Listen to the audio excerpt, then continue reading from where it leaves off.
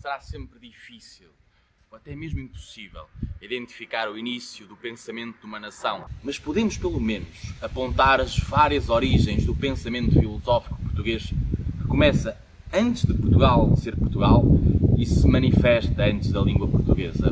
Comecemos na Idade Média, especificamente no século VI d.C., com um santo filósofo, aqui, na antiga Prácara Augusta, hoje Praga. Procuremos conhecer o homem e o pensamento de São Martinho de Dume.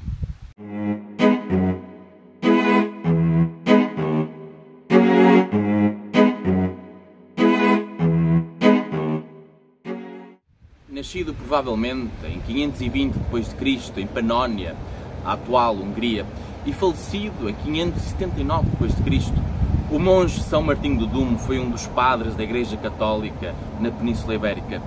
E não só pelas obras de caráter ético-religioso, que escreveu várias, mas também pelas funções que exerceu enquanto bispo de Dume e mais tarde arcebispo de Braga, importa-nos conhecer.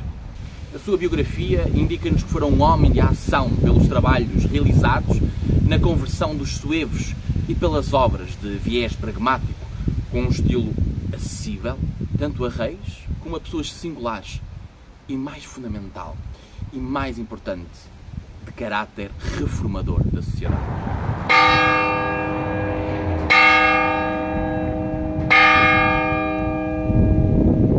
Influenciado pela ética estoica de Séneca, pela teologia e pelo estilo de Santo Agostinho de Hipona e pelo espiritualismo oriental, o conhecido apóstolo dos suevos teve por missão evangelizar o povo germânico, depois do rei dos suevos, Chararico, haver prometido a São Martinho de Tours, o mesmo santo que hoje celebramos no Magusto, a sua conversão ao cristianismo católico pelo facto de ter curado milagrosamente o seu filho da lepra.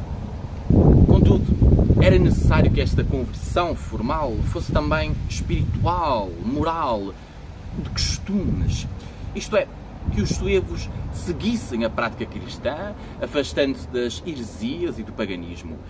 Para este fim, São Martinho, avesso à violência e à imposição religiosa, procurou, através do poder da palavra, e não da palavra do poder, orientar o povo suevo pelos seus opúsculos de caráter ascético e moral, de que são exemplo a regra da vida virtuosa, da ira, da instrução dos rústicos e o tríptico sobre a humildade para repelir a jactância, o mesmo sobre a soberba e a exortação à humildade. Estas são algumas das obras de São Martinho de Dume. Procuremos investigar a sua magnum opus, Regra da Vida Virtuosa, que teve um objetivo ético e também político, instruindo a corte do rei Miro na vida virtuosa, implicitamente o objetivo político de apresentar o modelo de ação que um rei e os responsáveis políticos deveriam seguir na condução das suas práticas governativas. Este tipo de literatura chama-se espelho de rei. Ao ensinar à corte, estava implicitamente também a ensinar ao rei. Para esse fim, o opúsculo adota um estilo e conteúdo da humanitas, isto é, um estilo de simplicidade e clareza, de influência agostiniana de Santo Agostinho, e ao contrário da cristianitas, uma instrução baseada em argumentos com fundamento racional, em vez do recurso a argumentos religiosos e da autoridade dos padres da Igreja ou da Bíblia.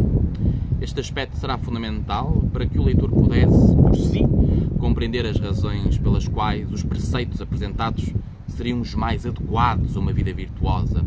E desse modo, ao tomar consciência das regras justificadas pela razão, pudesse pô-las em prática, visto que sábio não é aquele que somente detém o conhecimento que aprendeu fora de si, mas aquele que, interiorizando os valores morais, ao voltar-se para si, aplica a sabedoria à prática, ao conformar a sua ação aos seus princípios morais.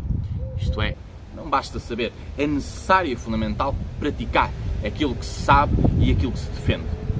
Assim, imbuído de um otimismo antropológico, apesar da crença no pecado original, de que todos nós já nascemos com uma mancha, uma mácula, São Martinho, na Regra da Vida Virtuosa, apela à possibilidade de salvação por uma vida virtuosa. É este o otimismo. Ao contrário de uma vida asceta própria dos monges, que obviamente não estaria disponível para todas as pessoas. Ele não falará, por isso, das virtudes teologais, como, por exemplo, a fé, a caridade e a esperança. Ele falará das virtudes cardeais, a prudência, a magnanimidade, a temperança e a justiça, que podem ser aplicadas por todos. Mas São Martinho adverte, desde logo, que a regra não procura ensinar práticas árduas e perfeitas que apenas podem ser realizadas por poucos devotos de Deus, mas as virtudes que podem e devem orientar a ação dos leigos de acordo com a lei natural da razão humana. Porque, de outro modo, uma elevada exigência ascética impossibilitaria a sua prática para a maioria das pessoas. A primeira virtude, a virtude da prudência, implica viver segundo a razão. Isto é, antes de agir, devemos avaliar a situação e as possíveis opções e as suas consequências com base na nossa razão, no nosso intelecto, evitando assim agir pelo que os outros querem que nós façamos.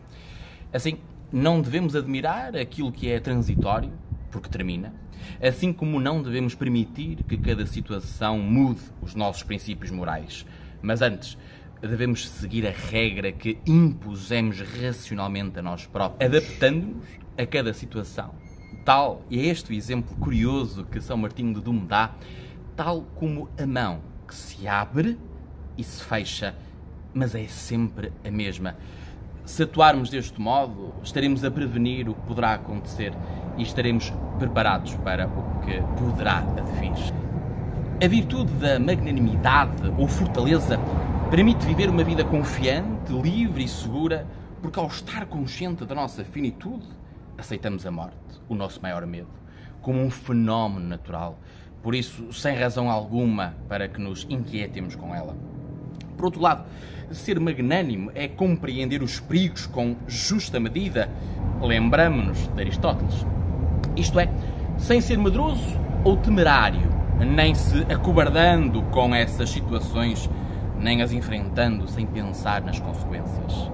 A mesma medida se aplica em relação aos outros. Quando nos tentam prejudicar, não devemos responder com vingança, mas, podendo vingar, perdoar. E aqui se mostra a nossa elevação, no sentido em que não devemos comprometer os nossos princípios pelos erros dos outros. Neste sentido, também não devemos procurar o conflito, mas quando existe, deve-se enfrentá-lo publicamente, não para o inflamar, mas para o resolver, sem cobardia, porque, como diz São Martinho de Dume, uma alma cobarde é a consciência da culpa pela má vida que teve. Sobre a temperança, devemos moderar e satisfazer os nossos apetites, mas sem orientar a nossa ação por eles e limitando-nos ao que é acessível, de modo a que possamos estar sempre satisfeitos com nós próprios. O objetivo será, já que não podemos ignorar os nossos desejos, satisfazer os apetites para os eliminar, para que depois possamos cuidar dos interesses do espírito, ou seja, passa, quando podes, do corpo para o espírito. Deste modo, devemos levar uma vida satisfazendo as necessidades do corpo, mas procurando sempre orientar a vida pelos interesses espirituais, mantendo uma tranquilidade e serenidade ao longo da nossa vida, porque aquele que está bem consigo nasceu rico, já dizia São Martinho de Dume. Por fim, a justiça é compreendida como uma orientação da natureza para o bem de todos, ao mesmo tempo lei divina como lei humana, visto que a justiça é o princípio do acordo social. Neste sentido, aquele que é justo deve imitar Deus, amando e temendo, cumprindo a lei da justiça, dizendo sempre a verdade e sendo honesto. Cala o que deve ser calado e diz o que deve ser dito. Assim terás paz constante, segurança e tranquilidade. Estas 4 virtudes cardeais, orientadas pelo princípio da justa medida, o equilíbrio e meio termo entre os extremos, devem orientar a nossa ação para que tenhamos uma vida justa, temperada, magnânima e prudente.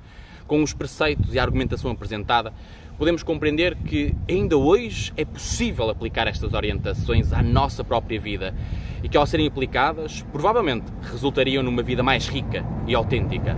Para terminar este episódio com o fundo da Igreja de São Martinho de Dume, dizer umas palavras de reflexão sobre a importância e o pensamento de São Martinho de Dume. Ora, Numa sociedade tecnológica, de consumo, de rápida ingestão de informação e organizada, burocrática e industrialmente, como a sociedade de hoje, a virtude da prudência promove em nós a consciência daquilo que é realmente importante, que não é o consumo desmesurado das coisas transitórias, assim como a virtude da magnanimidade que nos mantém fiel a nós próprios, enquanto conservamos os nossos princípios perante as ofertas constantes e apelativas que a sociedade nos incita a consumir. E com a virtude da temperança, equilibramos as nossas necessidades e apetites, as nossas frustrações e expectativas, tão necessário hoje pela vida inquietante e estressante que levamos, em que não há tempo para parar e pensar. Por fim, a virtude da justiça, tão necessária na política como na vida cívica, com os casos da corrupção e impunidade que assiduamente assistimos. Mas São Martinho deixa um conselho fundamental, que perante a injustiça não devemos cruzar os braços e julgar de fora, devemos intervir, enfrentar, para que possamos, também pela nossa ação, cumprir a nossa parte de trazer algum equilíbrio ao mundo. Por fim, apesar destes preceitos estarem imbuídos da religião cristã, eles têm o mérito de não recorrer a nenhuma autoridade, não recorrer a nenhum santo, a nenhum padre da Igreja, à Bíblia, mas somente a argumentação racional, acessível a qualquer pessoa. E com a sua justificação bem elaborada e clara, qualquer um pode refletir sobre estas virtudes e interiorizá-las como uma lei moral imposta a si mesma. Muito obrigado. Hoje falamos de São Martinho de Doom.